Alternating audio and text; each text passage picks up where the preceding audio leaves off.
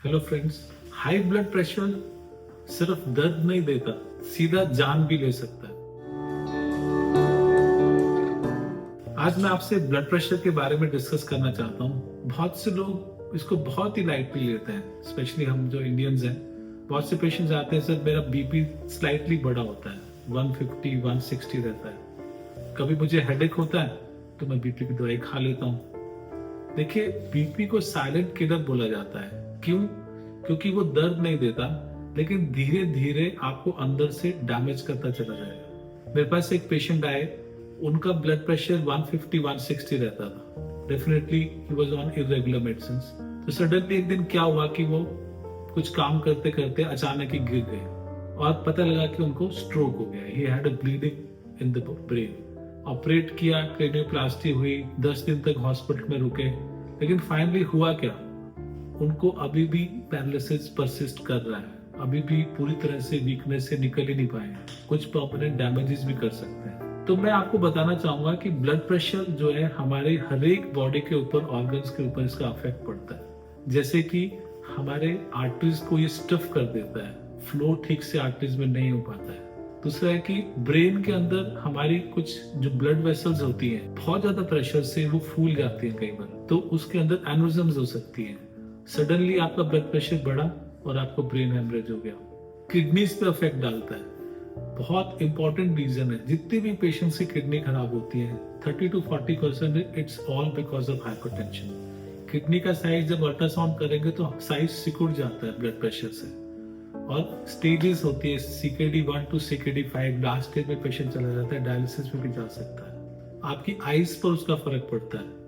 आपकी आईज से पता लग सकता है, अगर हम रेटिनोस्कोपी करें तो ग्रेड ऑफ हाइपरटेंशन का पता लग जाता है। छोटी छोटी वेसल्स फटी हुई नजर आती हैं एक्चुअली रेटिनोस्कोप से, जब ऑफ्थेल्मोलॉजिस्ट देखता है। तो इसका इफेक्ट जो है हमारी सारी बॉडी पर आता है। अब इसको कम करने के लिए ब्लड प्रेशर को क्या करें हम?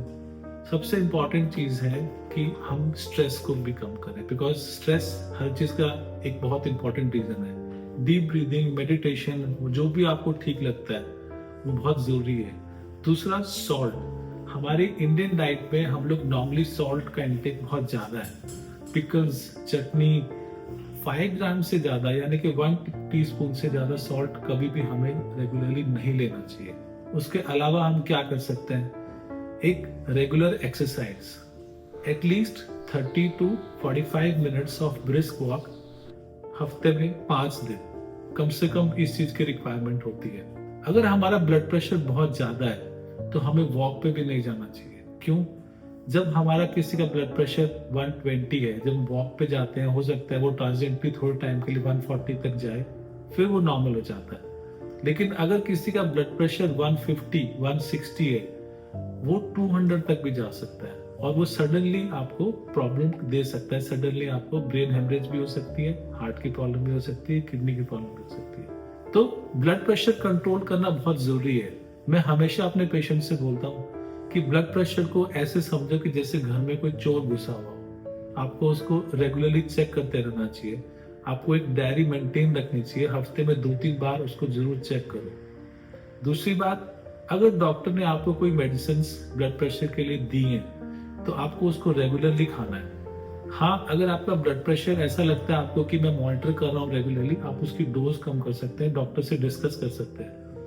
बहुत से लोग ये सोचते हैं कि मेडिसिन बहुत ज्यादा ले देंगे तो हमारी किडनीज खराब हो जाएंगी या हमारे फर्क पड़ जाएगा। देखिए, हम 25-30 साल से तो मैं भी प्रैक्टिस कर रहा हूँ। जो भी मेडिसिन हम पेशेंट्स को देते हैं, ऐसा नहीं है कि उनका इतना साइड इफेक्ट है, पर ब्लड प्रेशर का बहुत ज्यादा साइड इफेक्ट है।